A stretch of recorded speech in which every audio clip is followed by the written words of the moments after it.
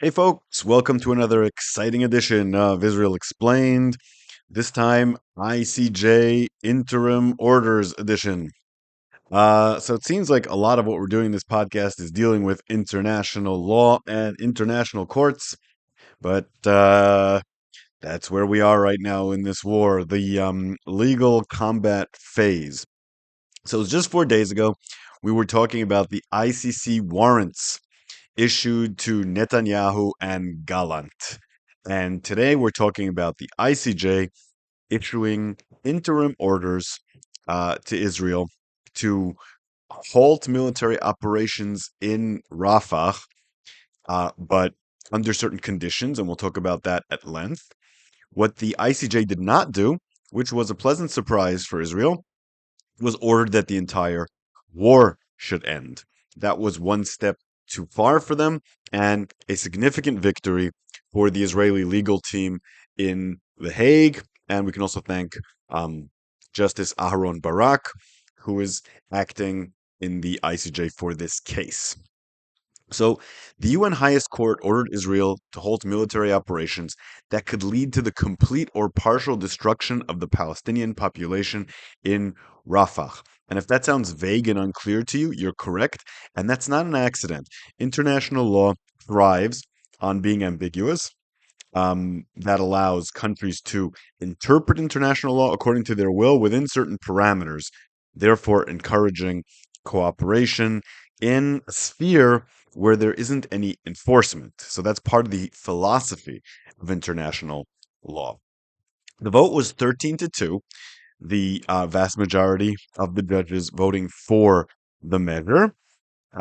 Two justices, Barak and the justice from Uganda, voted against it. Of course, there's also the parallel move at the ICC. The ICC issues warrants against individuals, not against states. And as we know, a few days ago, they issued warrants for Benjamin Netanyahu and Yoav Gallant. The two courts have relations between them. The two courts are influenced by each other, but they're not the same and they do completely different things. Now, some people have been saying that these orders are not binding, but they are legally 100% binding. And the ICJ has complete authority, of course, because Israel is a member of the ICJ as part of being a member of the UN. But the ICJ has no way to enforce its orders. So it's something that you have to do, but isn't enforceable. The closest thing they have to an enforcement mechanism is in their charter. There's always the possibility that when a decision is made, it will be forwarded to the UN Security Council to be a resolution. And that might happen this time as well. Indeed, Zane Dangor, the Director General of South Africa's Foreign Ministry, has already said his government would ask the UN Security Council to mandate Israel's compliance, and there certainly will be governments who will bring it to the table. So, as I mentioned, Barak and the judge from Uganda, Sebutinde, voted against it. Barak said the court criticized the court quite severely. He said it bowed to public opinion. He also criticized the fact that the court did not refer to Hamas and its crimes. Meanwhile, Sebutinde said, quote, war inevitably and tragically affects the lives of civilians, but this does not make Israel's war against Hamas inherently illegitimate or unlawful, nor does it transform it into an act of genocide, end quote. And in that, she's absolutely correct. It's true that there have been a lot of civilian casualties in this war, and you could probably make a pretty good case that some of the Israeli attacks have even been disproportionate. But that's not what genocide means. Genocide is an intentional policy of destroying most or part of a population, and there's really no sign that the IDF is doing that. In fact, they're evacuating civilians before attacks, like we're seeing in Rafah right now. Now, the decision that was made, as I said, was left intentionally vague, and that means Israel has leeway to shape its policy towards Rafah in accordance with it, to take it into account, and it doesn't have to reject it at all. And that's a bonus because you never want to be seen on the PR level as saying, we don't accept international law, we don't accept the ICJ's ruling, we're going to act against it. I mean, Israel would say that if it had to. And if the ICJ had ordered that Israel stop the operation in Gaza, they certainly would have said that. They'd have had no choice. But the way that this is worded, it doesn't really have to do that. Few of the judges explained the operation in Rafah could continue. Not only Barak and his Ugandan um, colleague, but also the Romanian judges and the German judges, and there are hints in the interpretations of other judges as well. Here's what the German judge, who voted for the measure, said. He said that any call for a halt is, quote, conditioned by the need to prevent conditions of life that could bring about the physical destruction, in whole or in part, of the Palestinian group in Gaza. Thus, this measure does not concern other actions of Israel which do not give rise to such a risk. And we've seen others interpret it similarly. That's not the only interpretation we're getting, though. The Lebanese president, Judge Nawaf Salam, a noted critic of Israel in the past, has said, quote, the court is not convinced that the evacuation efforts and related measures that Israel affirms to have undertaken to enhance the security of civilians in Rafah are sufficient to alleviate the immense risk to which the Palestinian population is exposed. So he's specifically saying the measures Israel has already taken are not enough, something that most of the other judges did not do. This is a much harsher interpretation than the German interpretation or Barak's interpretation, of course, but it's also not completely and totally restrictive. What he's saying is that Israel should do more to protect the civilians. And there certainly are steps that Israel could take to say, look, we're doing more. So even that gives Israel some leeway. But the great thing about international law is you can take the interpretation that you like and you can run with it. And that's what Israel is going to do. South Africa is claiming the decision calls for a complete cessation of hostilities. They said, quote, it is the first time that explicit mention is made for Israel to halt its military action in any area of Gaza, this time specifically in Rafah. It is ordering the major party in this conflict to end its belligerent action against the people of Palestine. End quote. But most legal experts and analysts don't agree with the South African interpretation and are leaning closer to the German interpretation, which to me seems like the more reasonable interpretation and one that's very convenient for Israel. Either way, there was no doubt that this Operation Rafah would continue, but because the decision is not that restrictive, it may paradoxically actually make Israel more careful in Rafah because it's been given leeway internationally and by the United States to continue this operation, and it's going to want to maintain that little bit of leeway. And this is why international law is designed the way it is, because they know that if you tell a country at war, no, you must stop the war and allow your enemy to attack you, they're not going to agree. They're going to say, screw the international courts. But if you say to them, yes, you can continue to fight, but when you fight, you have to do A, B, and C, they're much more likely to listen. And that's what we're going to see here. Now, I've been talking to my friends, sources in the Justice Ministry and in the Foreign Ministry, and they were very upset about the possibility that the ICJ could put out the interim order telling Israel to stop the entire operation or even stop the entire war. Once they studied the actual decision, they were very pleased. So the Foreign Ministry released a statement saying, quote, Israel will not run military operations in Rafah that will create living conditions that may destroy the Palestinian civilian population. It will continue in its efforts to bring humanitarian aid into Gaza and to operate by the law to minimize as much as possible the damage to the civilian population in Gaza. Israel will continue to hold open the Rafah crossing and allow the entry of humanitarian aid from the Egyptian side of the crossing and prevent terror organizations from controlling it. In other words, they will continue to run their policy as they have run it so far. And my source in the Justice Ministry said, after looking at all this material, our jurists are very happy with the outcome. It will have no effect on what Israel can do in Rafah. Israel is already trying to minimize casualties there. And my source in the Foreign Ministry said to me, quite simply, we dodged a bullet. So I was pretty pleased with this. Now, there is a downside, of course, to this ruling, and that's mostly in the field of PR. And it seems that Israel is getting hit after hit in the PR world.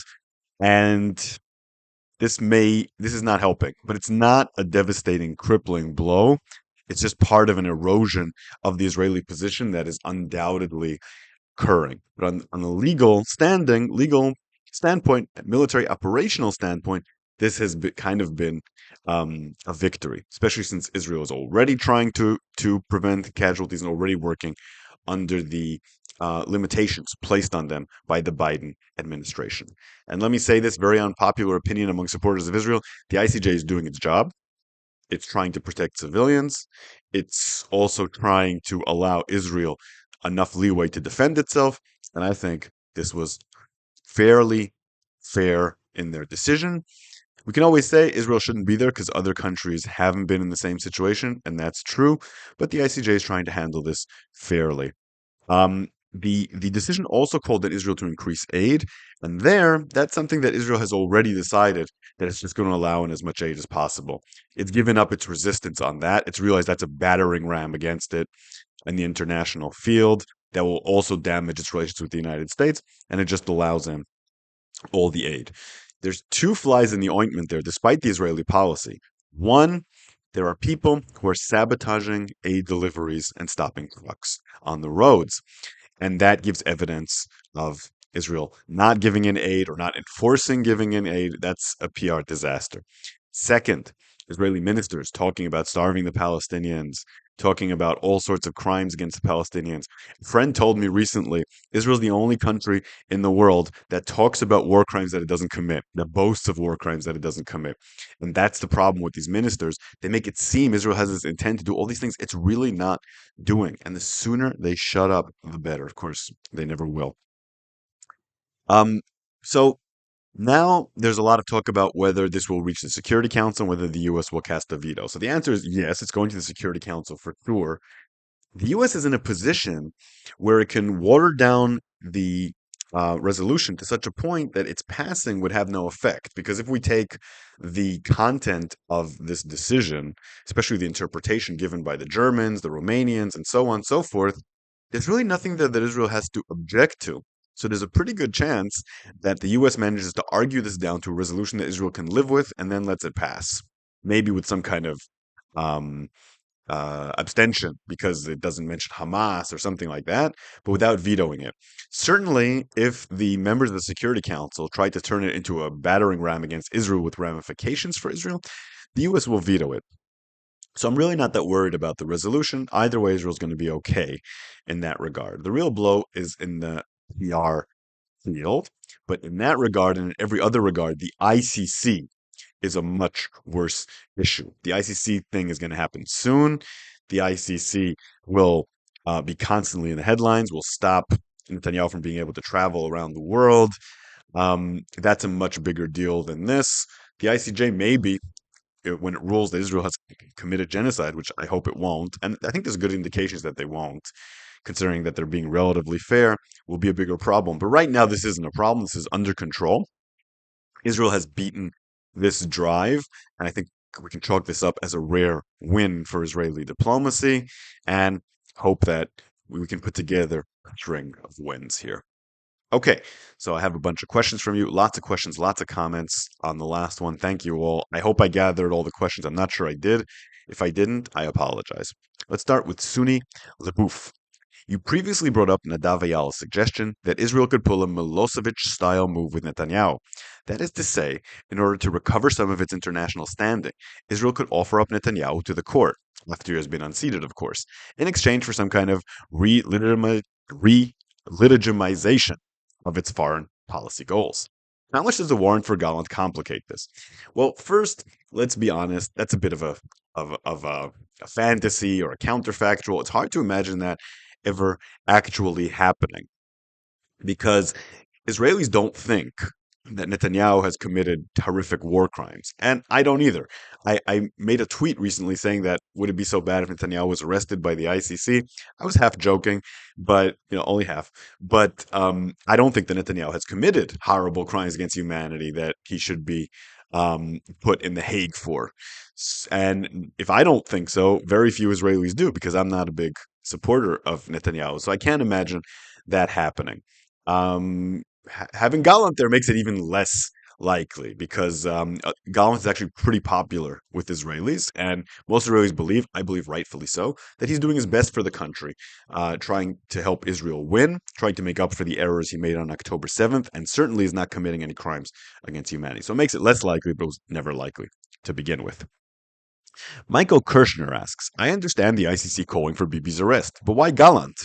It would make more sense if they changed it to Gantz and the three main members of the war cabinet. But what is Gallant specifically guilty for that Gantz is not? So that's a great question, and it really comes down to the portfolio. So the way the Israeli system is built, the prime minister has a lot of power and can decide on almost anything at wartime that they want. But there's certain things that they need the minister of defense in order to approve. Technically, the minister of defense is in charge for a lot of the mechanisms at war, and the defense minister is responsible, according to the way the Israeli system is designed, for the conduct of any war almost to the same extent as the prime minister. So if you're going to arrest two people in Israel for their responsibility for policy, it would be Netanyahu and Gallant. It's not even a question. Gantz is protected to some extent by the fact that he doesn't have a portfolio, and therefore his constitutional power is actually very small. His influence on policy only comes from the fact that he attends the small cabinet meetings, and that puts him on the same footing as Arya Deri and others, Ron Dermer. So the two main people are definitely Netanyahu and Gallant, and that shows an understanding of the Israeli system. Felix Fran says, as I watch this war, I have the feeling that Israel does not aim to defeat Hamas completely. Instead, it wants to turn Gaza into Somalia and raid every time there is a concentration of force. Is this Israel's strategy? Would this be a good strategy? So, first of all, you're right. That seems to be what's happening. And the reports I'm seeing on what the IDF is planning, continuing this into 2026, and the fact that there's no day after plan, so until 2026 there won't be a government running, means they're turning it into Somalia. That's a good observation. But I don't know if you could really call this a strategy, as much as that Israel's not willing to do anything else. So it's not willing to put in a military government, and it's not willing to bring in another Palestinian force. So since it's not willing to do any of that, also doesn't seem very interested in an international peacekeeping force. So if it's not willing to do any of that, Somalia is the only option. Is it a good strategy? No. But the reason they prefer it, or Netanyahu prefers it, is it doesn't have any of the political costs of making a agreement with the Palestinians or the international system. It's basically a decision not to decide, and that turns it into Somalia. Is it a good strategy? No, it's a terrible strategy, and you don't want to have Somalia on your border, and that's what Israel is going to have. It's going to be very unstable. It's going to be a hotbed for terrorism. The only thought behind it is we're going to make Hamas constantly be on the back foot so they can't commit another October 7th. Whether that's going to work or not, I don't know. But that is not a good way for long-term stability. You don't intentionally create a failed state at your doorstep. Usually states go out of their way to prevent that from happening. FRDZKB, long-time question asker for the show, asks, do Israelis have any clue how much their government has? I'm not going to curse because now I get monetized by YouTube, but what they've done to their country and the way it wages, and are they aware of how truly clueless the government is? The only reason I can think of why there aren't 2 million people in the streets demanding Bibi's head is they don't truly get what is happening.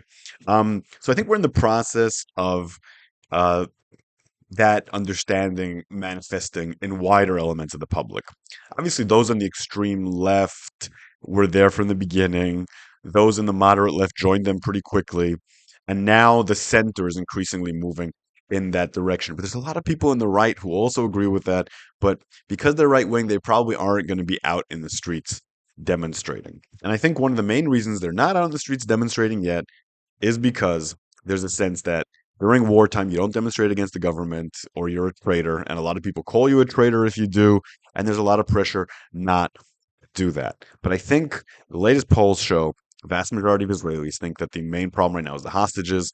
Israel needs to get the hostages out. That's a rallying cry that's going to get more and more people out into the streets. Every month that goes by without any solution to this is going to bring more people out in the streets. They know What's happening? There's just a social stigma stopping it from reaching a certain boiling point. I think it's only a matter of time, honestly. Finally, Vanilovan asks, so I guess Gallant and Bibi sharing a warrant really puts a damper on my Gallant coup fantasy. Oh well, now I've got a mob drags Netanyahu out of his Caesarea house and plops him on a plane to the Hague fantasy.